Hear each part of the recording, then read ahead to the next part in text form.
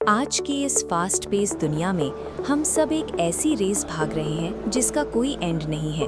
चारों तरफ शोर है, बाहर का शोर, नोटिफिकेशंस की आवाज़ और ट्रैफिक की एंडलेस भीड़। और ये बाहर का शोर धीरे धीरे हमारे अंदर का शोर बन जाता है। हम स्ट्रेस में रहते हैं, एंग्शियस रहते हैं और हमेशा कुछ ढूंढ रहे होते हैं, बिना ये जाने कि वो आखिर है क्या।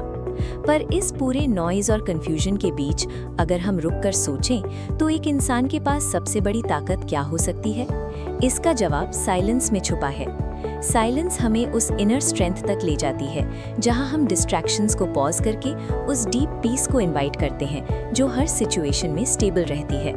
हमारी लाइफ प्राइमरीली मेंटल है, यानी हमारी दुनिया वही है जो हम उसे अपने थॉट से बनाते हैं।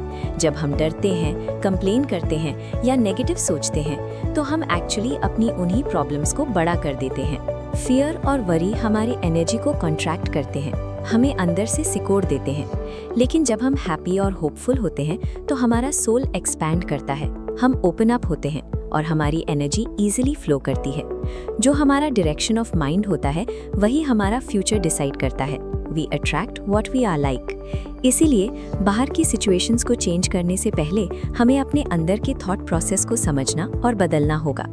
लेकिन जब हमारी लाइफ में पेन या सफरिंग आती है तो हम क्या करते हैं? हम उससे लड़ते हैं, हम उस पेन को लेकर और ज़्यादा टेंस हो जाते हैं और उसे एक एनिमी मान लेते हैं।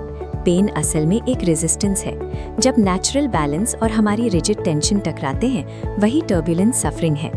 नेचर की रिस्टोरेटिव पावर हमेशा अंदर काम करती है, जो बैलेंस वापस लाकर हमें हील करना चाहती है।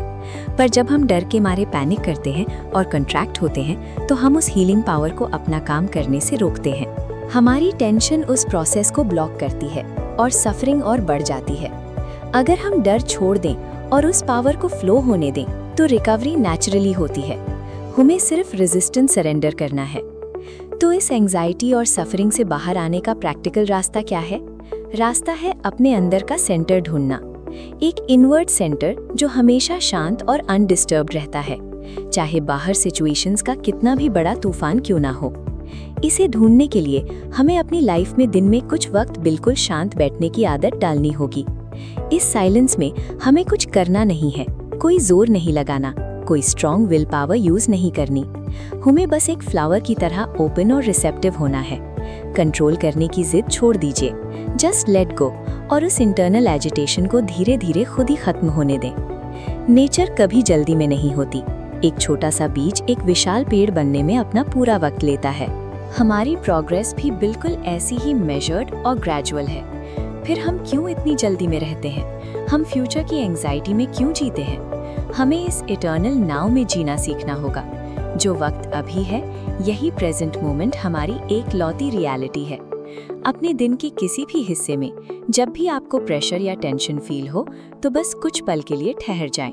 अपने आप से कहिए, peace peace, there is nothing to fear. Silence हमें उस रिस्टोरेटिव पावर के साथ अलाइन करती है जो हर बीज को पेड़ बनाती है और हर चोट को भरती है।